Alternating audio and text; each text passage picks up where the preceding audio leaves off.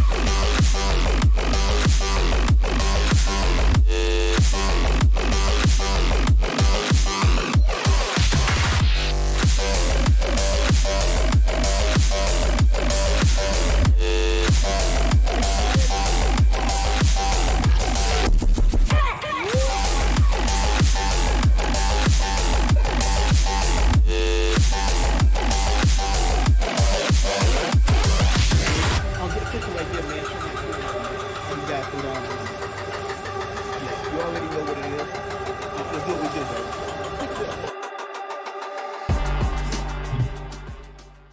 All right, welcome to the Rise and Thrives Chronicle podcast. Brother Rich, I like that you got an L Rich on there. It just fits you. It works. I like Thank you, that man. L Rich. Was It's a long story how I Richberg. got that. Yes, Elrick, and this it wasn't what it started out to be, but that's how it ended. Yeah. I see. Hey, so tell me, so let's go back to when you finished college, and that's when I actually first noticed some of your accomplishments. You had your videos, you were in college. Where were you at, and what did you graduate from? I went back to college. I'm what they call a non-traditional student. Hmm. I'm retired, military. Then I did time with Sunny Points Military Ocean Terminal. I did 9 years with them and did what they call a deferred retirement, which I won't get until I'm 60. But military, I did retirement after 26 years. So decided to go back to school using the VA Chapter 31 program. I was working for the federal government. Then I left. I went to Charlotte and started working in Charlotte. I worked for the rail system up there for very not even a year, and I'm just like, brother, I'm not gonna keep doing it. So ended up just taking both my retirements because I was vested in the federal government too, and started to say I need to go back to school. And so what I did was start seeking the VA benefits and some of the programs that they had. End up using Chapter 31 benefit to go back to school. I started at a school called Huntington University. It's in Huntington, Indiana. It's a Christian university, and was going there online, went there online, and there were some things that happened doing the intern. You do internships with these different organizations. I was getting a degree in social work. So when you're doing internships, you're there and you're kind of learning and studying under the different mentorships of the organization. The organization that I was with, they did what they called harm reduction, where they take and they give out needles, they give out syringes, they give out cotton, they give out all these different type of things to individuals that have, drug addictions. Well, I kind of thought about it. I prayed about it. I'm like, well, man, is this really, something that God want me to do or whatever? But, I was that was the internship that I was placed with and started doing. And once I started doing that internship, one of the things that I didn't like, Brian, was I didn't see no blacks. There was not any blacks there in that coming to get harm reduction. So I would always ask them, like, well, there's plenty of projects and different things around here. And why you're not catering to different races and religions? I'm all inclusive. We've been to church together, and we come out of position where, man, everybody we're worship for everybody, and we love Yeah. worship with any type of race, any type of nationality. And I feel like the church should be like that, to where anybody will feel free to want to go into a house of God and worship. Well, I went one day. We would go out in the field, and they would distribute different items and different things. And I'm gonna get to the question in a minute, but I'll tell you what happened. So they was given the the Caucasian people, they were giving themselves a harm reduction for us, they give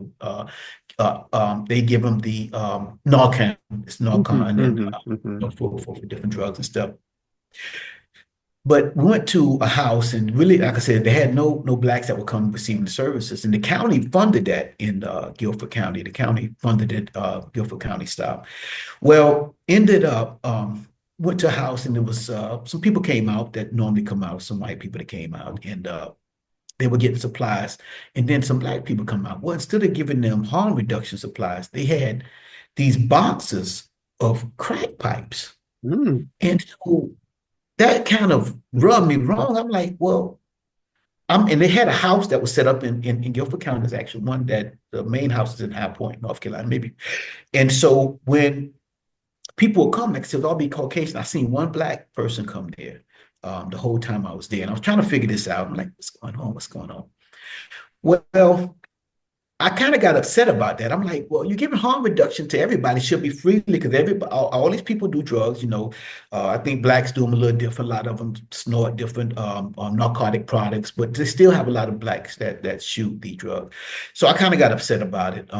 Got into some different situation with them about it, and was going to actually graduate that year, Brian, and ended up, just I can't deal with this anymore. So what I did was I left out of the school and put in to North Carolina A&T. I do contract work for FEMA on the side, where we do disaster relief and disaster management.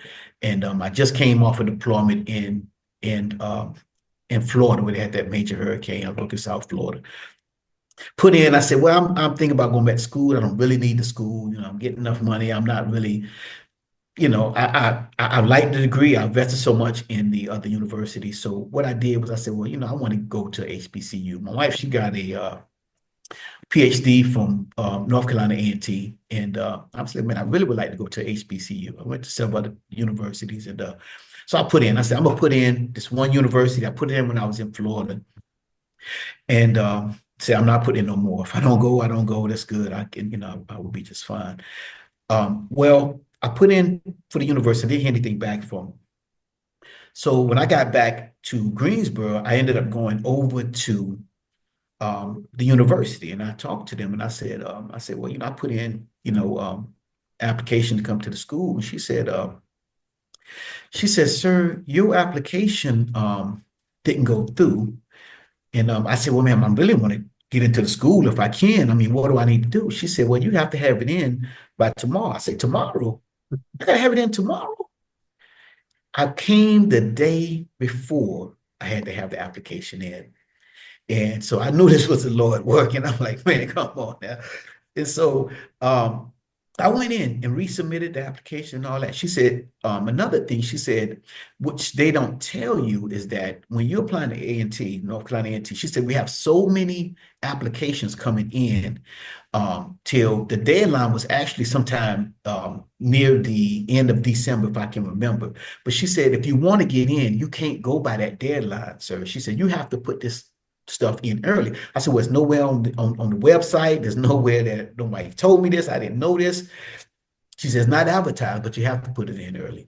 And she said, the deadline to get it in is tomorrow. And I knew it was nothing but God, because I went there right one day before I had to put it in. So I ended up putting it in, and my grades were good. I mean, I'm AB student, so I had high, maybe 3.7 GPA. And I'm coming in as a veteran student, which actually helped me out. And I got accepted. So I'm like, man, praise God. Because and I know sometime when the Lord is working, I mean, because that's really, they come in one day before and then get accepted. Brian, I think that was kind of, ironic, man, because I just came back from Florida. And I mean, if I had been a day or two late, I wouldn't have got into the university. And the lady told me that. So I ended up going, and it was one of the best things that happened to me, going to North Carolina A&T, HBCU. I learned a lot there. And wasn't used to the classrooms of, all minority classes, all minority teachers. It was a whole different type of experience. But one of the things that A&T and HBCUs do is they build up pride in you and really give you some history. I took classes I'd already taken. They said, "Nah, you gonna take Black history." I said, "I already took it." No, you're gonna take Black history. You're gonna take it at a Black university. Uh, you're gonna take some type of cultural class. So I took a class called hip hop discourse. Hip Mhm. hop discourse, which you think it's a hip hop music class, but it's not. It's a class on all the different genres of music, and it shows how we come back from how our music was not really appreciated. They start off with going back to some of the Black music that we did in the United States, where one of the things I shared with you was jazz, and it's thing we read called Jazz and the White Critic, and very very powerful. It's a little one-page article, but we read it on, and it shows you how a lot of the music that we created was not considered genius in the United States, and jazz is an ingenious music. It Mhm. really is Mhm. ingenious, and so it showed how our people really pushed jazz down and pushed blues and some of the other genres of music down. But then it went to Europe, and when it went to Europe, the Europeans said, this is genius. This is genius." And so when the Europeans said it was genius, then the music came back, and a lot of the Blacks who used to listen to it in the juke joints and different places, they put it down, but more elite people, more rich and more elite population picked it up, and then the white population picked it up. And jazz still, even here, I mean, it's ingenious music, and people understand that, and blues and the thing. So I learned a lot in a lot of the classes in Black history and stuff, and it really gave me the ability to try to make me want to strive more, Mhm. Brian, to do more, not only for my people but for people in general. I've always done outreach work. I've always worked on the streets. I've always helped people. I've always ministered to people. I've always did food. Well, Pastor Miller had bread ministry. I've worked Mhm. over there in the bread ministry. I worked on the streets with the people coming in. I think it's coming on Thursdays. I would go out there and help. So it's always a passion of mine to give back, because I feel like I've really been blessed, and I try to give back as much as I can. And so got an ENT, and went for a bachelor's of social work, which is finishing my degree up. I graduated in May 2024 with a bachelor's of social work. I did the same thing, and I was looking. I'm gonna share this with you. How I ended up doing what I'm doing now. Just to kind of towel this in. I got a bachelor's of social work when I was getting my back. When I was in the process of getting a bachelor's of social work, you have to do a 1 year internship. And I tell you, I've always worked on the street. I worked with homeless. I worked with what they call Mhm. displaced populations, and it's something that is just a passion of mine. And so I went to. It was a lady there, Dr. Watson. She was a very older lady, distinguished lady, very professional, professor. And some of the students they didn't really I'm older. I'm in my 50s. I'm going to school, and teachers, some of them younger than me, and I'm talking to them like, just like, hey, how you doing? Yeah, very respectful, but it's on a different type of level. I'm retired, and I'm like, hey, how you. And so I went to Dr. Watson, and I told her I wanted to do something with working at a homeless shelter for my internship, or maybe working some type of displaced population, people that are suffering. And so she said, okay, okay, okay. Dr. Watson, like I said, the students were kind of intimidated of her, but Brian, I'm a people person, and that's what I do. I work people, man, and I love people, and so I went to Dr. Watson's office, and I would knock on the door, and she was like, "What do you want? Who is it?" And so I said, "I know what I'm gonna do. I'm gonna get. I know what I'm gonna do. Get Watson." I said, "It's your nephew." Who? My nephew? I ain't got no nephew. It's your nephew, Doc. Open up. Which, and then she opened up, and so then she started saying, "Okay, my nephew," but and so I kind of really got close with Dr. Watson, and she actually, man, was a blessing, because she retired that same summer. Mhm. Um, that I graduated, just out of nowhere. We don't know why, but Dr. Watson left. She had enough time and years in. And so what she did for me, Brian, was she put me in a refugee resettlement agency. I did internship with a place called North Carolina African Services Coalition in Greensboro, North Carolina. which is a organization that bring in refugees from all over the world. Mhm. It's multicultural. The people that work there from all different type of nationalities, races, all different countries from around the world, speak all different kind of language. Because we're working with all these different populations that need sometimes to see somebody from their culture, talk to someone instead of me trying to translate on Google or something. And I really like the coach. I really like the field. I really like what I was doing. Had some very good people working there. Miss Crystal Zealous, great lady, really a mentor of mine actually, and started teaching me, training me how to do stuff. And I started off reading case files when I got in there for this internship. And Dr. Watson put me in there, and just thankful for her to doing that because it actually changed my perspective on life and some things that I really didn't even really know I wanted to do. Like sometimes God put something in you that you didn't even really know or know that that was something that would change your path in life. And I really thank for that and great teachers that were there at the university. And one of the things the team would tell you, they say, hey, don't make us shame. We're a Black university, and see, and so we don't make us shame. Don't get out here and make us shame. Do whatever you want to do, but don't make this university shame. And so I kind of took that to heart. And so I started working for this organization, Brian, and doing my internship and doing the case files. And I'm reading. I'm like, man, this is whoa, it's crazy, man. I some of the stuff people going through, some of the things happening around the world. And I know we have a lot of things going on in the United States, and there's a lot of problems, there's a lot of issues that we're facing also here. And be honest with you, we're in a season now where I think a lot of displaced people and homeless and poor people are going to start facing more problems here.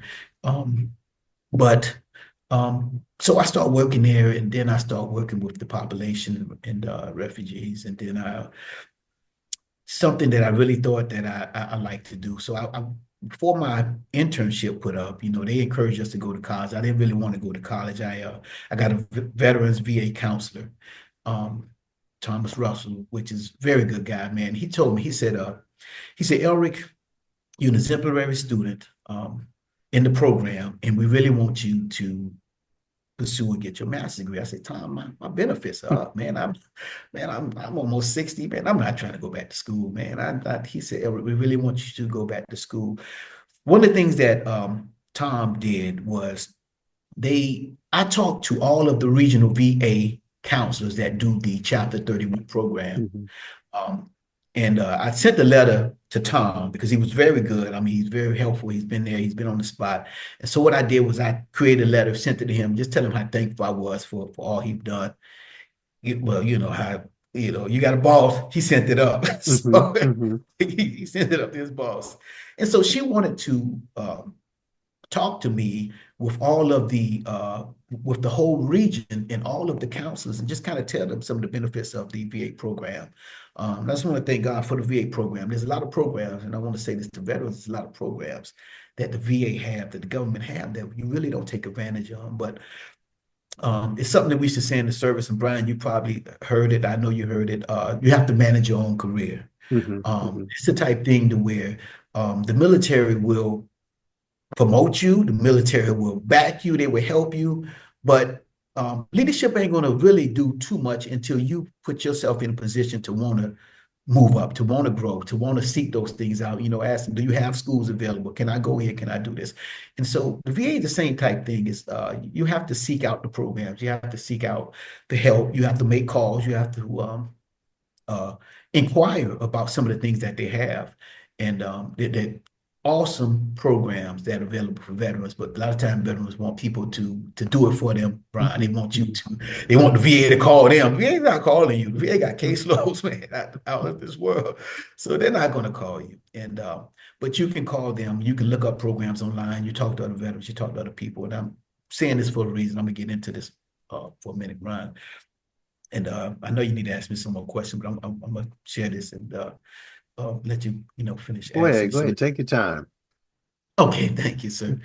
And so I was getting ready to graduate from the A&T, North Carolina A&T. I did it in May of 2024.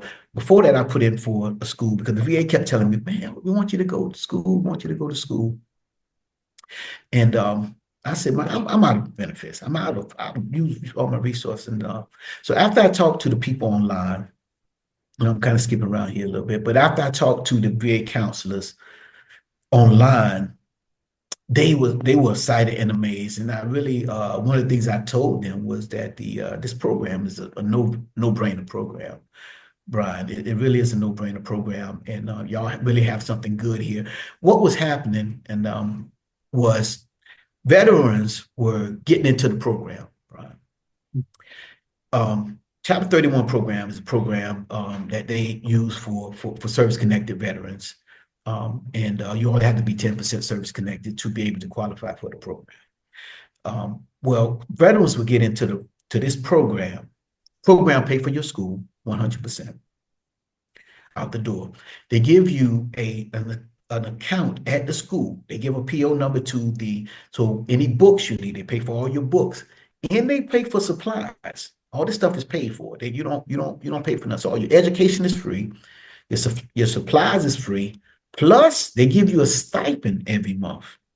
I mean, it depends on the location of the school. I mean, it could be anywhere from 1,500 to maybe 3,000 or 4,000 if you're going to California, New York, or wherever.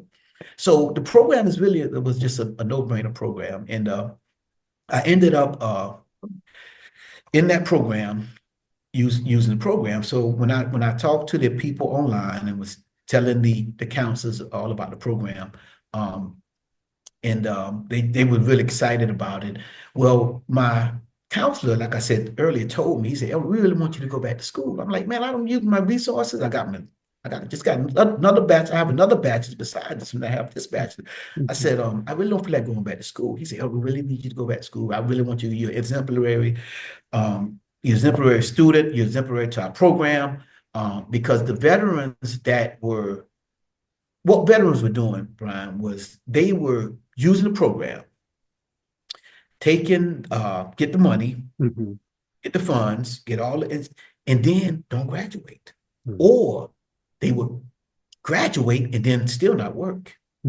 And so the program is a VRE program. It's a vocational readiness and employment. It's a program to get you back to work. And you could be 100% disabled veteran. And still the program will get you back into a field where you can work. You can work 20 hours, you can work 40, you can work 80, and still be able to do that, maintain and get all your benefits from the VA if you use the program.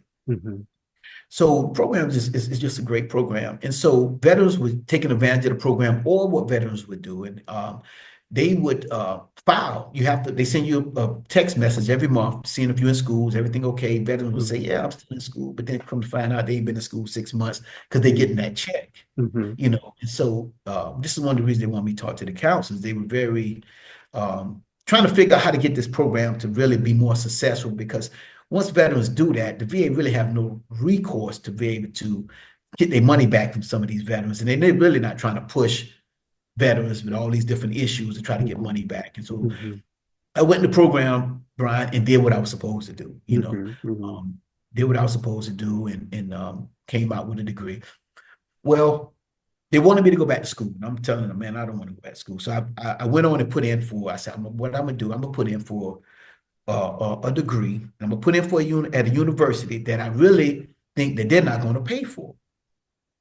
So I went online, I looked for degrees in humanitarian service and working with refugees and stuff. And because I knew most degrees would probably be, sometimes you have to go overseas or something, to maybe 2 weeks or something like that to do internship. And I said, they ain't paying for that.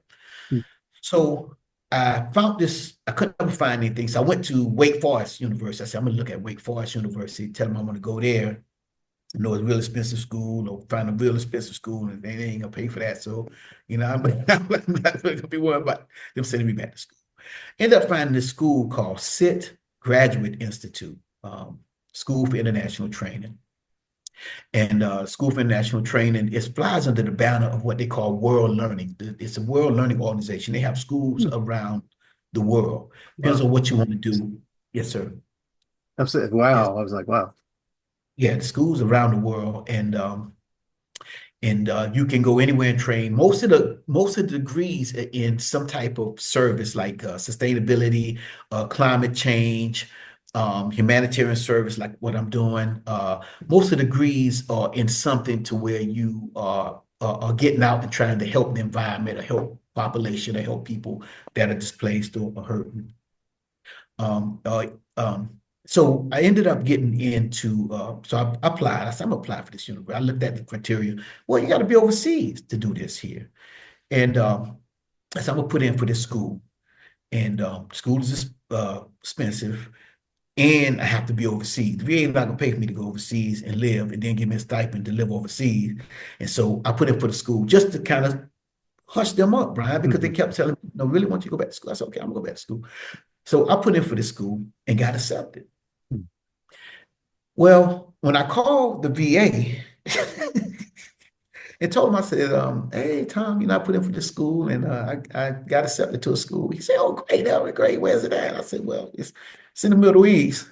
He said, what? The Middle East. The VA don't send people to the Middle East. Said, the Army send you over there. So I said, okay. I said, well, I got accepted. I mean, I can understand if y'all don't want to help me out with the school, pay for the school. It's no problem. I mean, I won't, I understand, so I feel like I was out of it. So he called me back a few days later. He said, Elrick, get the codes to the school. Okay. So I sent him the codes to the school. Come to find out, school is a yellow ribbon school. It's a yellow ribbon school. But they still didn't have the program set up to the software set up to do the Chapter 31 programs. I said, well, Tom, they still can't do this program. I said, so, so he called the school, talked to the school, talked to the supervisor, which I'm like, man, once he talked to the supervisor, they're not going to send me overseas. Pray, a nice place here, man.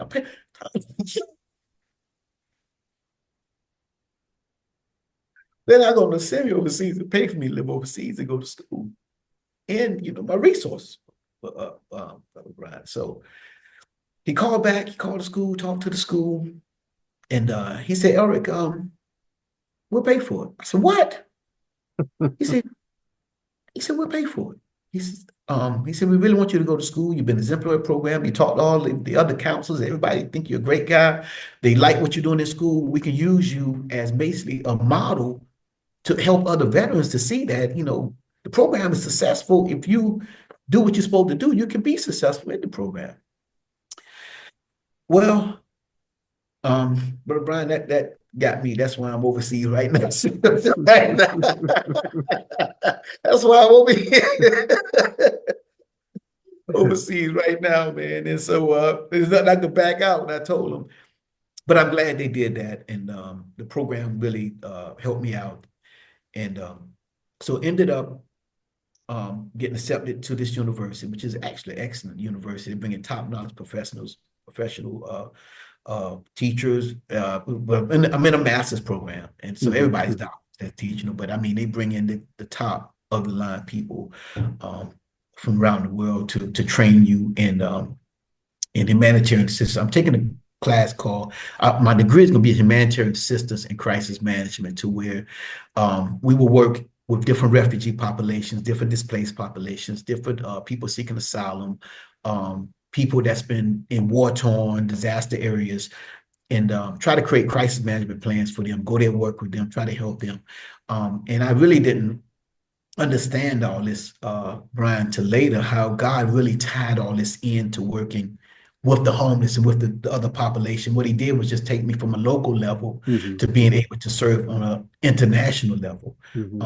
Everything we do is on it's an international level. I mean, the training, even the classes we take, international law, everything is international diplomacy. Everything is the organizations that we go to, international organizations, and we do some local NGO, which is non-governmental organization, which is non-profit organization. We do some of them, but they're in another nation. Vatican, y'all. You already know what it is. What it is. You already know. Shizzy. Yeah. So I'm tying all this in, brothers. It's just to kind of encourage some people, veterans, some people that want to go back to school. Some people think that it'd be, they don't have an opportunity to go back to school. Some people that weren't good. I was never good in school coming up. My grades was not good. I didn't do good in school. I didn't go to college till I was 35 years old. Mhm.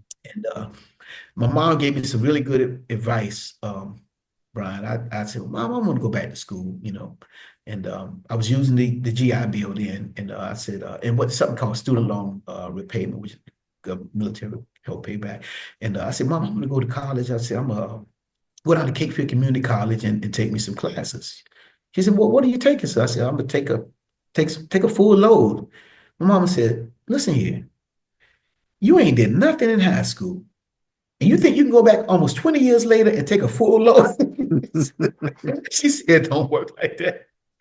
Brian, I took 2 classes, man. I was about through.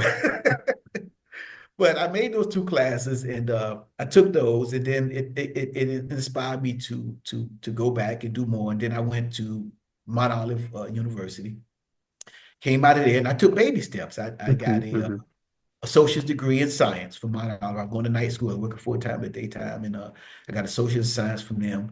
Then I went to St. Paul Bible Institute, which is a Christian, Christian college, and I got a bachelor's in theology from them.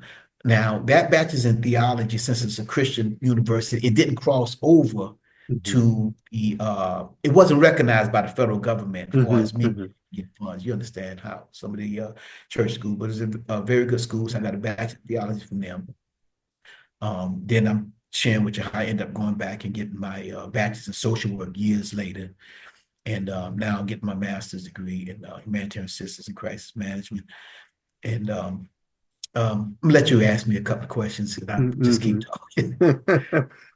Well, you actually answered a couple of them, like what motivated you to travel. But what did your friends say when, it was time to go, or you was telling people like, hey, I'm going overseas to finish school? Well, most people ain't believe it. What they think, and they think I'm still working for the government some kind of way. That's what most people think. The government. I talked to a lady not long ago. She said, Elrick, one of my friends say you over there. I'm not working with the government. I'm letting y'all know. I'm not working with the government. I'm in school. I'm not working with the government. I worked with the government plenty of years, but the government do pay me to come to school. They do take care of me, and but I'm not working for them. Brian, overseas is you've been overseas, so yes, you understand. It is not the States. No. One of the things that for me is I wasn't really culturally competent on in dealing with Muslim population, and I will say that I really wasn't culturally competent in dealing with that population. Most of the population I dealt with was people from the United States and different backgrounds, and the Muslims that I knew, or people that I associated with, were brutal. They were mainly like Nation of Islam or Black Muslims. I knew a little bit about that, and 5% Nation and different things like that. But coming to an all Muslim nation and being set in the middle of that nation, and picking up, getting a house right there, in the neighborhood, on the block, it was different for me because I didn't know what to expect. And one of the things that some of the people say, don't tell them you was in the military. Don't tell nobody you're a soldier. And so I kind of kept that, in the beginning. I didn't tell nobody because you don't really know. You had the war going on over in Israel and Gaza. And I went to a country, Jordan, where 90% of the people are Palestinians. Because the people came over in the 1967, what they called I think it's the 3-Day War, and then some of them came over in 48 when Israel was there. So most of the people there are Palestinians. They do have the original Jordanians, which are Bedouins. They are the original inhabitants of the land there. The situation, to compare it, is kind of like the Native Americans here. The Native Americans are really the owners of the land, and they're the proprietors of the land. And the Bedouins, they actually came from North Africa some years ago. And so I've got to interact with some of the Bedouins. It's cool. It's real cool. Hmm. One of the things that I experience here, Brian, is that people are good and bad all over the world. Yeah, definitely. And, um, the people in Jordan treated me so good, and I really have to say that, man. I mean, these people took me in their family, they took me in their home. I go drink tea with them. I went to their barbers. I was like part of the family. Now there is a difference in the Sunni Muslims and the Shia Muslims, and a lot of people in the United States don't really understand the difference. Most of the hostile nations that United States consider hostile nations, and even a lot of the Muslim nations consider hostile nations, is the Shia nations, such as Iran. But the people who were the Sunni Muslims, really, man, humble people. Palestinian people just really humble, Brian, really good people. You can walk the streets day or night. I was more safe Mhm. in that country than I Mhm. would be walking in my own neighborhood in any city in the U.S. at night. Wow. They don't. Wow. Brian, it was more safe. You could walk anywhere, nobody say nothing to you, nobody bother you. They were humble people. And people say Palestinians, well, all y'all know Palestinians, because a lot of the corner stores, especially in Wilmington, is run by Palestinians. You Mhm. go to the corner store, they don't, how many of them disrespect you? How many of them fighting? How many of them, and so they really was very humble people, very good people. I had one guy, June, man, he kind of just took me on his wing, man. I call him uncle, I call him uncle, and they would take me around and show me different things, and and never, man, every time I'm like, I love to pay, I love to buy people food. Never would they let me pay. Mhm. He would pay, always pay. I mean, if I tried to pay, he would pretty much fight me. So I learned a lot about different nations, different Mhm. cultures. There's a lot of different nations there. I mean, you have Sudanese there. You have, in fact, the church I was going to, the Sudanese church, it's called the Sudanese International Church. And you have Sudanese, you have people from Yemen, you have people from you have people from all over in that country, because Jordan is a peaceful nation. In that whole conflict, Jordan was really the only peaceful nation that was there. Now, Iran did fire missiles over there. And I don't know if you see my Facebook, man. Oh yeah, I saw that. Man, it's you but it wasn't Jordan. It was Iran firing on Israel, and vice versa type situation. Um, but Jordan is a peaceful nation, very peaceful. The people are peaceful, and like I said, safe, safe. You just can't imagine the safety. And my thing, Brian, is I'm from the U.S. and I've lived on the West, East Coast, many cities and bigger cities, and you always got your head, what we call head on a swivel. You look Mhm. around, man, oh man, there's none of that there. When you walk by, you're not expecting nobody do nothing to you, rob you, steal you. It just don't happen. It's not in their culture. It's not in their nature. It's not in their religion. Um, they know I'm a Christian. Mhm. Mhm. Never ask me. They know. I mean, I go to church on Sundays, and and I'm talking about Jesus. So, and they were Muslims. Never asked me was I Christian. I ended up going to I think it's three weddings that were over there where Mhm. there's no other Christian or American in those weddings. You understand? I mean, Mhm. but it depends on how you treat people, how you talk to people, and I treat everybody the same, and learned a lot about their religion, learned a lot about their culture, and respected them. And I learned to respect them, and they respect me, and it never was a problem. One of the things, Brian, that I also learned was when we go back to the ancient ruins, the Roman ruins, and all these ruins, the Christians and the Muslims live side by side. Mhm. They share the same water. I have some pictures on there of the ancient ruins of some of the Roman temples, some of the Roman civilizations. The, the people live together. The people live together. It was never a problem.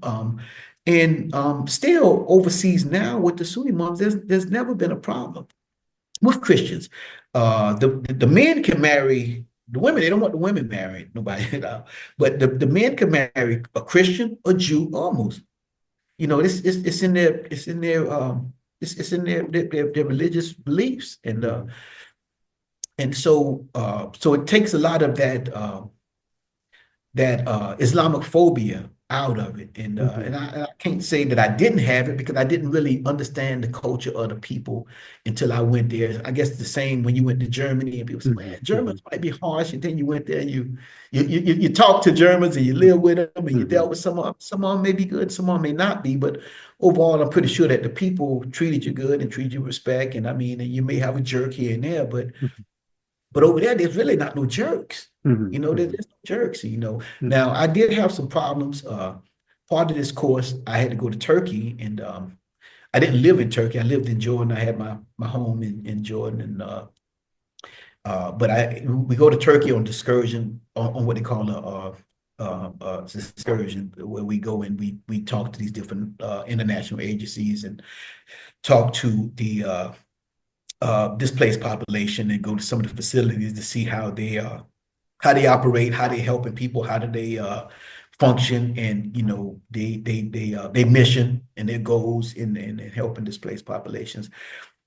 Turkey is a little different, Brian. I mean, now Turkey, I may do a little swivel in Turkey.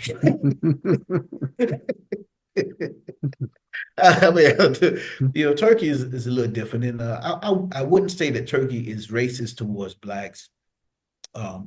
Turkey they do have racism, but it's not against blacks. It's against anybody who's not Turkish, which is different. And you see that in some countries, in European countries. You know, we really don't want you here because you're black. We really don't want nobody here that ain't like us. You know?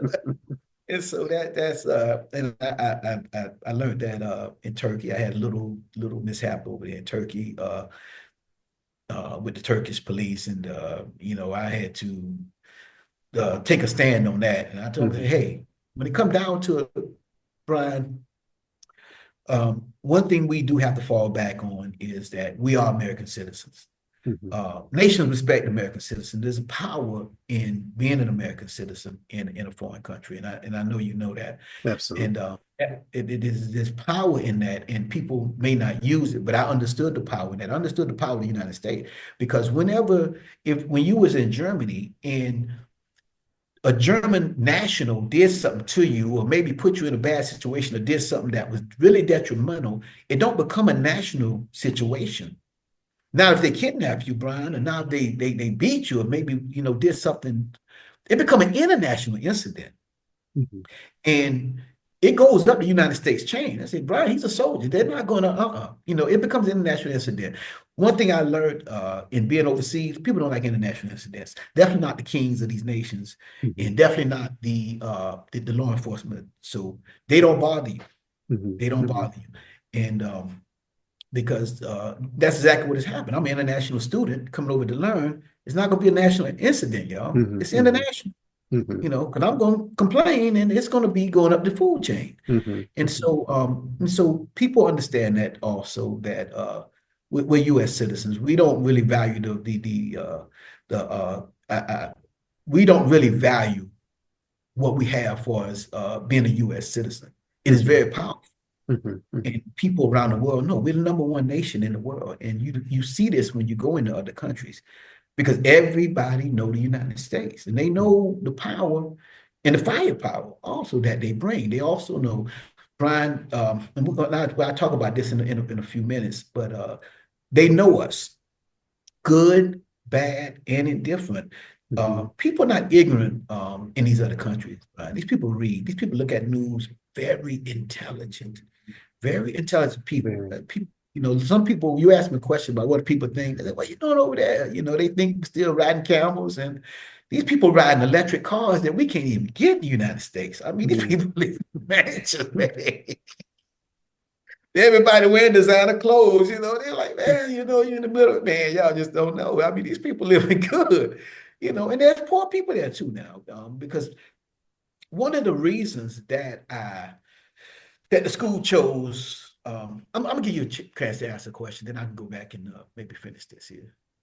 Well, good. I was just thinking when you talk about that passport has a lot of power, that U.S. passport, and and not only that, but just the experiences that you had, it really is just changing your life. So Right. Yes. if more people just would leave their like neighborhoods and their little the hoods and all these other areas and see what the rest of the world was like, they would come back completely different.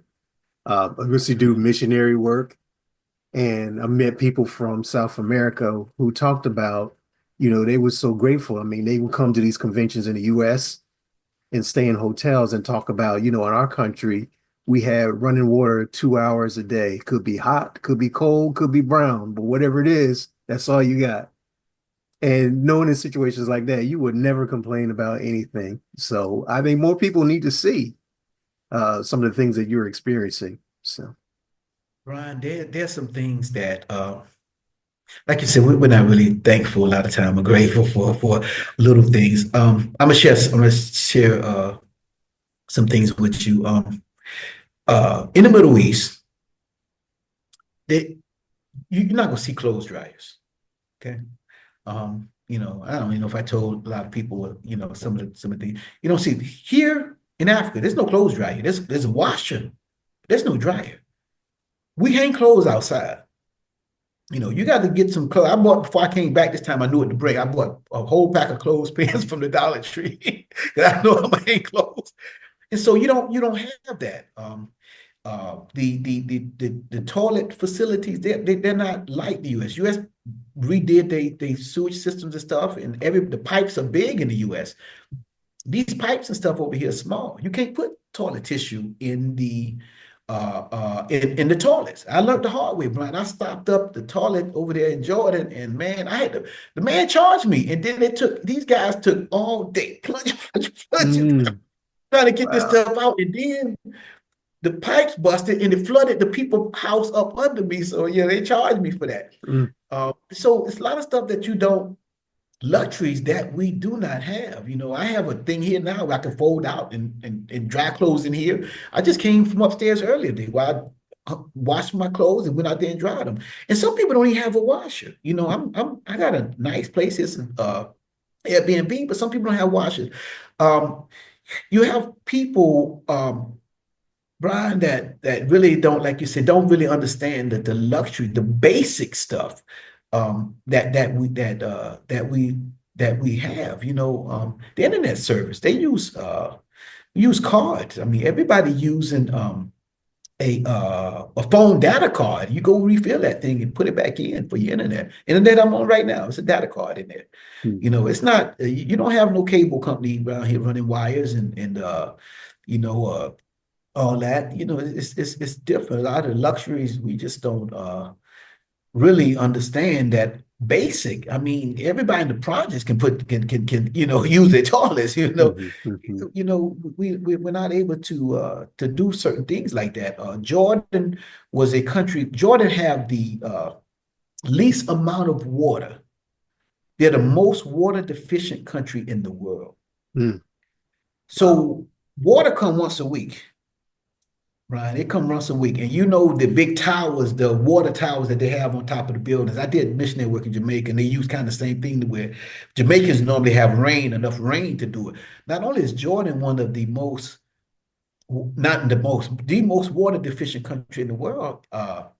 It has the least amount of rain of any of these other nations in the world. So the water is very valuable in the Middle East. I mean, I used to take an hour shower. Mhm. Water stay hot, right? I jump in, yeah, I take a shower, then take a bath. You're not doing that there.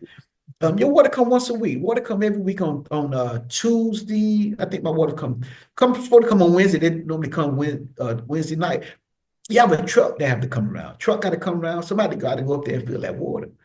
I never ran out. I mean, I take showers now, but also I was very cognizant of that it's a water shortage and it could run out. I had someone. I'm gonna tell you how bad it is. I had someone come up there and had their tank, and a lot of people are poor, and they siphoned water from my tank to their tank. Mm. And so the guy that they had do it, he was like a maintenance man type guy. But when I caught hold to him, Brian, he never did it again. I told him, I said, man, you remember? Then they start acting like, speaking real fast like that. I said, man, my water. You know exactly what you did. You went up there and stole my water, man. I want my water back. So I Mhm. got the guy I told you, Juma, like my uncle, man. He's a good guy. Me and him went up there and we went and we drained those people water back in my water. So, stuff like that, you're not gonna worry about that. Ain't nobody coming to steal your water. Ain't nobody want your water. So little things like that that you really have to be thankful for. Brian, people are poor. I work with refugees. One of the reasons that this is what I can get to earlier is that one of the reasons that we go to Jordan, we go to Turkey. These countries Turkey host the highest population of refugees in the world. Okay, Mm. uh, Turkey and then Jordan is next. They have a high population of refugees. Mhm. I've been to refugee camps, and some of the things you see. I'm in school all day. Some of the things we hear, some of the things we have to be up to date on every conflict. There's conflicts that go on, Brian. We don't know anything about. There's conflicts going on right now, man. Mhm. That Mhm. the U.S. government choose. Mhm. What to say and what not to say. And one of the things that I learned, and like Brian said, it changed my life going overseas and being able to look at some of this stuff, and look at how some people live and have nothing, nothing.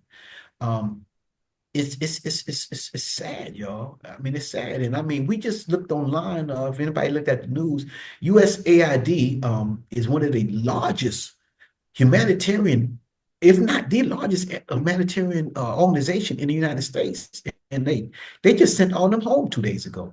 Mhm. We have a project today in Jordan. We was talking about in school that it's a $9 million project. It cuts everything. US aid or USAID, whatever they call it don't it helps the world. Mhm. I mean, they don't only help refugees and asylum seekers. I mean, they help disaster victims. They do a lot of different type work. Um, though that agency, you have the International a Red Cross, which is a huge agency that do a lot of work around the world. And Brian, I know you know this. Um, if you're in a combat zone, and I don't know if you ever been, thank God I didn't never really enter into a combat zone. I every time I got ready to deploy, something happened, and now Mhm. God sending me. I'm like, God, you didn't never let me go overseas. Now you sending me overseas, do humanitarian work. I couldn't go over there and fight, but now I see what kind of plan you got. So, but you know that even on the battlefield, if nobody else can't reach you, the International Red Cross will reach you. Mhm. They Mhm. will get a soldier. They will get a message to you or your family. That's who do that. The military is not doing that. The International Red Cross is the one that. In fact, there was a movie about it, a war movie not long ago, where this guy, Red Cross had to go and get him. His two brothers fighting. So it's a lot of things these organizations do that people really don't understand that really help people overseas, not only helping refugees, or displaced populations, but they're helping us. They really help us. And we went to a lot of different international organizations. I've been to different universities over here. Brian, this is what we do, and learn about learn about a lot of different things. I've took international diplomacy classes last Mhm. semester. We learned about diplomacy. We learned about international law. International law is something that's a whole nother. That take a whole nother podcast talk about international law because as you see these conflicts going on and people not being held accountable, and that's a whole nother thing. It's a whole nother topic, but um, it changed my life, Brian. As you said, it really changed my life seeing that. So Morocco, where I'm at right now, is in Morocco, North Africa. I came home for 3 weeks and then I came back to Morocco, North Africa. Morocco have a huge population of refugees. I'm only going places that have a huge population of refugees. So I'll be here, then I'll be in Spain also. One of the things that one of the reasons we're here, Tangier, which is the top of Morocco, it's only 4 miles to Spain from Mhm. there. And so people doing whatever they can to get to Europe. They want to get to Europe. And I want to share something with you too, Brian. Some of the stuff, man, you might have to edit out because I'm saying a lot of stuff. But I want to share this with you. The United States, everybody wanted to come to the United States. Every nation, you know that. I don't care if it was Germany, it was, or, I don't care if it was Russia, whatever, if they get a chance, they want to come. People now are not seeking to come to the United States. People want to go to Europe. And there's reasons for that. There's reasons for that. As I said earlier, people see everything we do. One of the things, Brian, that really hurt me when we talk about when I'm in school and I'm learning about these conflicts, and I'm learning about all this policies and diplomacy and the what we call bad actors. You understand what I'm saying? Brian, when it comes down to the United States, is one of the worst, man, if not the worst. I mean, when we look at a conflict, or we looked at someone who could have helped, or someone who did something, or someone who's behind it, or maybe someone's in the middle of it, or even while the conflict is going on, we don't get the news. And I work for the government in several different agencies. I have 3 or 4 different government organizations I work for, and I kind of know how it works, so I'm really not surprised. But one of the things that we see, Brian, that even when they say troops ain't on the ground, troops on the ground, just like Cambodia, I mean, Vietnam, I mean, ain't no troops on the ground, troops on the ground. So I really wish, because I love my country, I fight for it. I got to go back and fight for it. I fight and die for it. But when we look at these conflicts and we look at these disasters that are going on, such as some we never even heard of, Ethiopia and Tigray. Millions of people died. I mean, this is a few years back. You might have heard of Ethiopia and Eritrea. You might have heard of Yemen right now. Yemen's in a major conflict. I mean, we take sides. We back nations, just like we back nations with Ukraine. I mean, and so there's conflicts. There's conflict right here in Morocco, in the South Sahara region. I mean, there's people that have been odds for years. A lot of people end up moving over to Algeria, I think it is. But there's conflicts everywhere in the world. The U.S. focus on what they want to focus on, but you had Israel and Gaza, and there's so much I can tell you about that situation. I really don't want to really get into it, but I will say this: if you look up the Ben Gurion, I think it's Gerion canal, and you look that up and see that Ben Gurion was the founder of what they call of modern day Israel, which Israel said in 1946, I'm pretty sure. They planned the canal to go through there to actually offset the Suez Canal. Now, you get a chance, I know you look this stuff up, and because whoever controls the canal, they control money, they control shipping lanes, they control billions and millions of dollars. They control, and so to cut off of the Red Sea, I'm pretty sure it's the Red Sea. Israel need to build a canal through there, and they had plans for it ever since the 40s. Now they started working on it in the 60s. Now they actually trying to implement this plan. But to do that, they got to have Gaza. Have to have Gaza. They have to have Gaza to do this. And once they do that, Israel and the United States, which would be, because I don't know if you heard this, we're trying to take over the Panama Canal. Have you heard that? Yeah, I heard about that. Okay. All of a sudden, we're trying to take over the Panama Canal. We look up the Ben Gurion Canal because Israel need to build that canal through there. Then we control the shipping. We control the resources. Whoever control the shipping, control the resources. Kind of the same thing that they did with the railroad, and China's doing this in African nations with railroads. China's been doing this since probably last 10, 12 years. They go in there put railroads in a lot of these poor African nations. Well, one thing that a railroad does for any country or any nation, it actually it brings you into an industrial revolution because you're able to transport and do goods and services to other countries and other nations. Without transportation, then your opportunity to grow is very much limited, and definitely you cannot come into the railroad brought us into an industrial revolution, and still the same type thing today with these other countries. If they can get their goods and services out, then they can build manufacturing, then they can produce goods and services to get them out. One of the things that China was doing, and I had to do a lot of this in the military because I taught on a lot of this stuff, is that China does it, but they do it with they do it, Brian, with a second motive, because you also know that once you build a railroad and have people can transport goods and services, then you, I'm not going to say have first rights to those goods and services, but you have an opportunity. If you're building trains to transport gold from gold mines, you know, your hand is in the gold. It's a lot going on around the world, man. It's just that's just really, man. We really have to look at. You won't see a lot of stuff in the United States. You have to come over. You have to get out, then look back, and then you get to see really what's going on. And I'm not saying the United States is not the greatest country in the world. It is. Do I love it? Yeah, I just told you, United States sending me to school. No other country's doing that, Brian. No other country will send somebody to school overseas and the government pay for that. So it is the greatest country in the world. I just pray that we can do better. Martin Luther King said something, I think it's 60, maybe 66, 67, if I'm not mistaken. He said, when I read Gibbon's Rise and Decline of the Roman Empire, and I look at the United States, the parallels are frightening. And I can see what Dr. King was saying. You understand? There were certain things that bring down the nation. I've been to Turkey. I've been to these ancient ruins. I've been to a lot of different sites, Brian, that were civilizations. I've been in the Middle East. Jordan, man, is full of all these old civilizations. Abraham lived there. Moses lived there.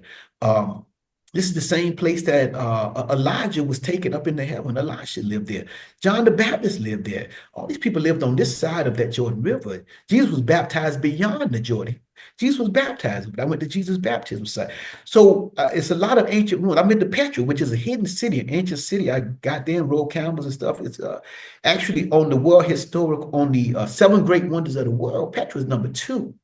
And so there's a lot of history there, but and there's a lot of civilizations that I have seen that have risen and fallen, and there's certain things that cause civilizations and nations to fall. And I will say, I don't want to particularly, get political, but I will say, starting from the last few weeks or a month, there's some things that are happening now that really setting us up to really be that vision that the vision that Martin Luther King said, they mainly come true, or they have progressed to come true. Do you understand? And so when you look at these things, Brian, and you see that, and you see a place that you love in the direction that it's headed, it really hurts. And like I said, you can't see it within the United States because everything is censored. The news is censored. The media is censored. Everything is censored. This, the stories we tell. The only way you really get some truth is what you do. Somebody come on and tell the truth on the podcast, different things, and just hope it don't bounce back on them. So be careful how you edit this. Because we really have to look. Every major conflict we've been in, Brian, we did it. One of the things I look at, and I've done a lot of history. I do a lot of reading, and you can stop me anytime you want. But well, we look at let's look at the conflict with Russia and Ukraine. And let's look at our involvement in that, Brian. Well, where did we see this at before? We've seen the same scenario before, Brian. It ain't new. Russia don't want Ukraine to join the United Nations and be a nation that's right beside them. This is the whole conflict. This is what it's about. Yeah. This is what it's about. This is the whole thing. In fact, this is not the first war that they had. They had a war in 2013, I think it was, where Ukraine was going to do the same thing. They backed out, say they're not going to join the United Nations, and Russia left. Okay, so it's like the first conflict. We didn't hear too much about the first conflict, but second time this happened. So they want to join and be a part of. Well, Russia don't want them right beside them because you just don't want it. But we've seen the same thing. Mhm. We seen the same thing, Brian. We seen the same thing in 62, I think it was, in the Bay of Pigs, where we didn't want Russia in Cuba.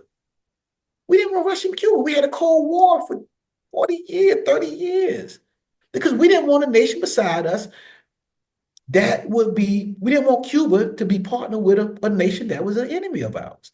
We didn't want them that close to us. It's the same thing, Brother Brian. I know I'm talking a lot, might be talking too much, but we just didn't want that. We didn't want the same, it's the same thing. We didn't want Russia in Cuba because we didn't want a hostile nation, a nation that could bring hostility to us, or a communist nation, so-called communist. Russia's people say not communist, but next to us. And Russia don't want that next to Ukraine. Mhm. Now, when I look at this, these people, they're the same people, Brian. You have to look at some of these conflicts. I don't know why I'm getting into conflict, but you have to look at some of this stuff. They're the same people. First of all, we know that, right? We know that the same people. The Ukrainians and the Russians are the same people. They would have actually did the Soviet Union back up until not too long ago. So they were all the same people. And so we have to see the motive behind Zelensky. Because one of the things that I did not like about that was in the beginning of this conflict, Brian, Zelensky kept saying, y'all need to bring y'all planes over. Y'all need to, shoot missiles over there. Well, this is an instantaneous war. If we violate the airspace or take over the airspace, they said we need to take over the airspace. In the military, anytime any nation take over the airspace, it's automatic war. Mhm. Mhm. And so I didn't appreciate the way he kept saying, y'all need to, come over here and, get what they call air superiority, which you understand. Get air superiority over Russia. And I'm glad that we didn't go for that, because if we had took air superiority, then it is a war with us. But that's something that you should never ask us to do, because it brings our nation into a war when we go over and bring planes in there. So we backdoor doing this. And so we really have to see the motive behind both of these countries and why they're doing what they're doing, Brian, and some of the things. Now, I will say this here, and I'm gonna say, can I speak freely here? Go ahead. Go ahead. You should. I'm gonna speak freely, because you're gonna edit it out. You might do two videos, but I'm gonna speak freely here. Am I pro-Russian? No, I'm not pro-Russian. But I will say this, and I'm gonna say this, and I'm gonna say it. Russia history, the history of Russia, our literary history comes from the British, which had Shakespeare. This is our literary history. Brian, you come out of a great university, so you understand all this. This is who we go back to, Shakespeare. When we look at literary history, we look at writings, we look at how our civilization developed from certain art, different things.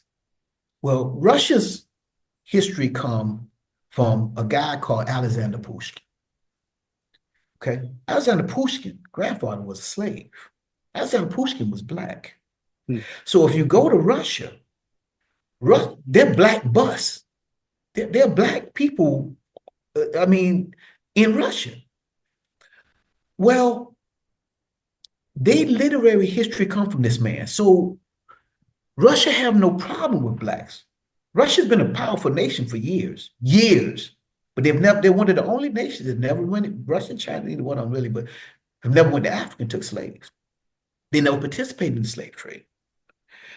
When Bush, Clinton, and Obama was in the White House, one of the things that they always asked them when they would call them communist nations and evil, one of the things that, if you look this stuff up, the president, we had Gorbachev, then we had Putin. He would say, why y'all treat the black people the way y'all treat them in the United States? Now, some of the things I'm saying, Brian, you can look it up, or cut it out. But if one of the things that I really like to look up is that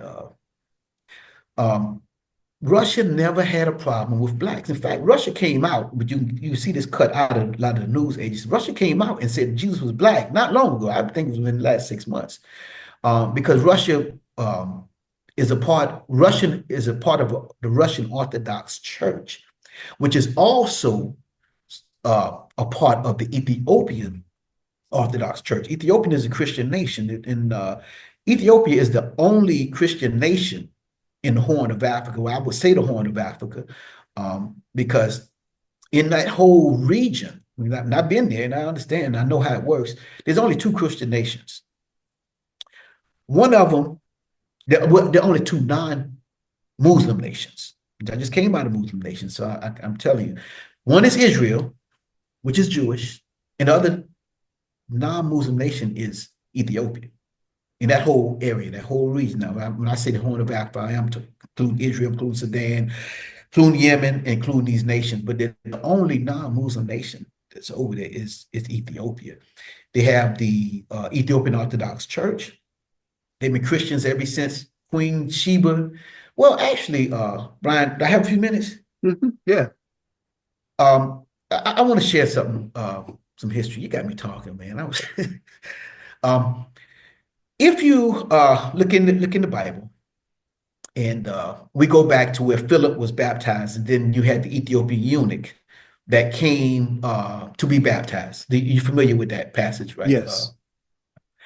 The Ethiopian eunuch came to be baptized. The Bible said that he was reading the book of Isaiah, and Philip asked him, I'm pretty sure it was Philip that was carried away. They said, do you know what thou readeth? He was reading the passage the Bible said he was, Jesus was wounded, Jesus as a lamb, he was led to the slaughter.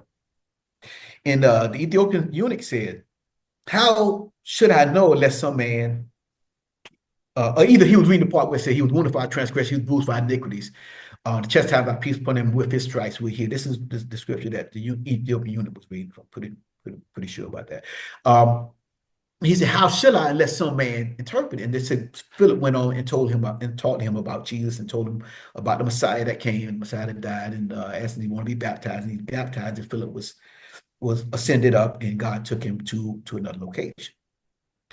One thing people don't talk about is that man had the word coming there to worship in Jerusalem. Mm-hmm. They had the word when they came there. So they knew the word. They knew the word. They were coming to worship, but he didn't come to seek the word. He was reading the word coming from Ethiopia.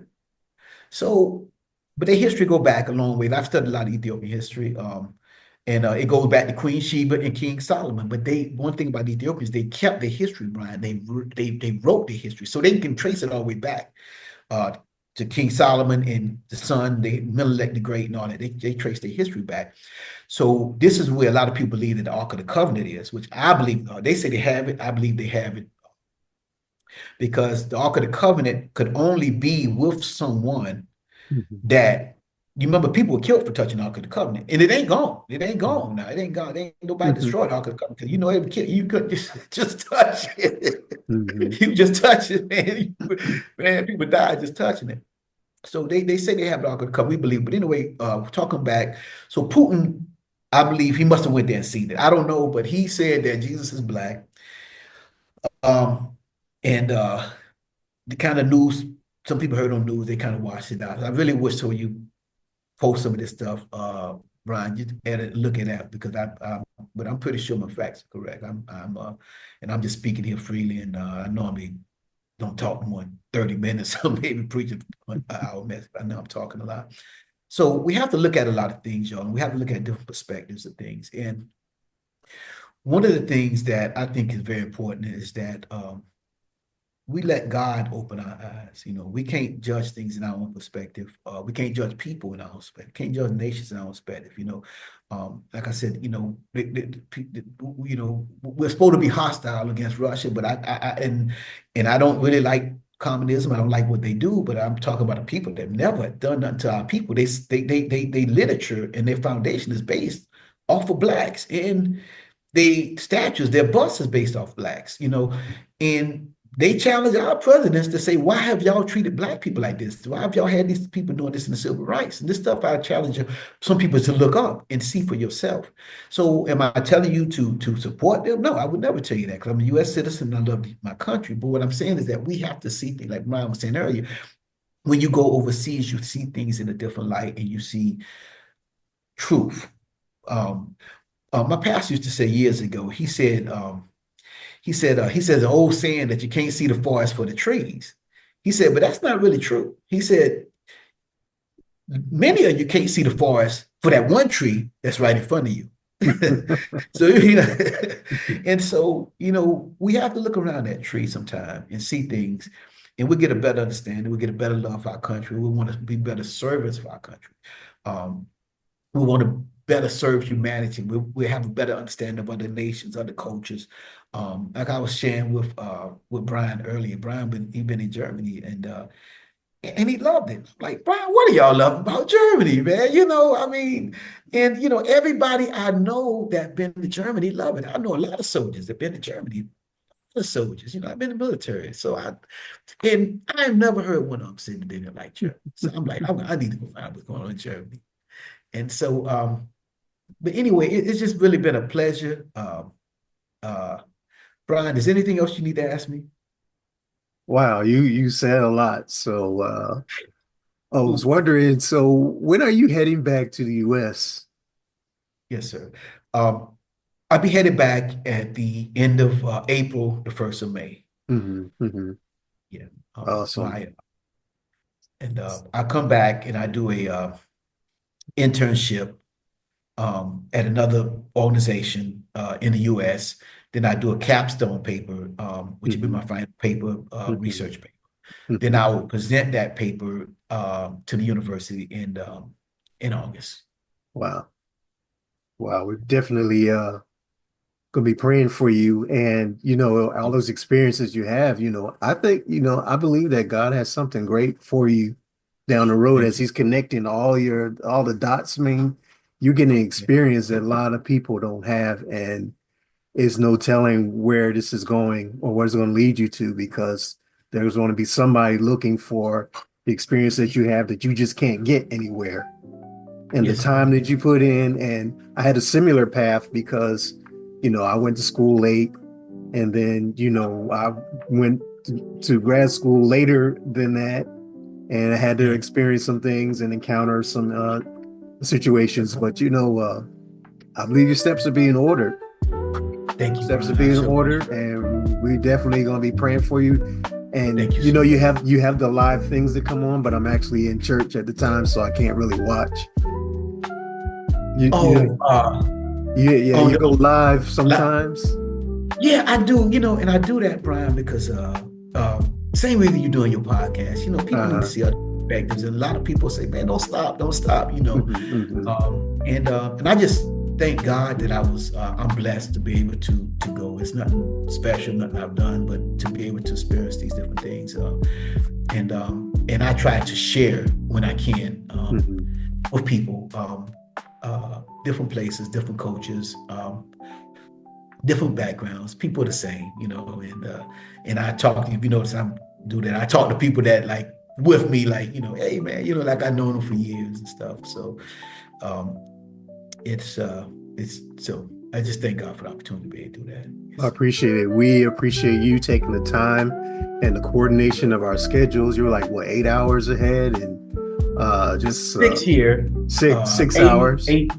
Yeah, I'm 6 here. It was 8 in Jordan. Yeah, it was 8 hours in Jordan. Yeah. So we appreciate that and the time to make this podcast happen. And I'm going to get some clips from you, because you got clips from doing all kinds of wonderful ths, or as people call me, fun things.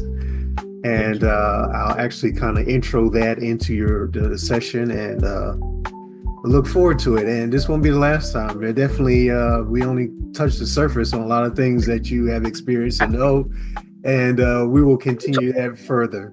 All right. Thank you so much. Thank you so much, man. Thank you. Woo! All right, let me see how you can. Oh, come on, man. Don't start, man. Come on, let him. Right, that's how we do this. Oh! Yeah. God almighty. Woo! Gee.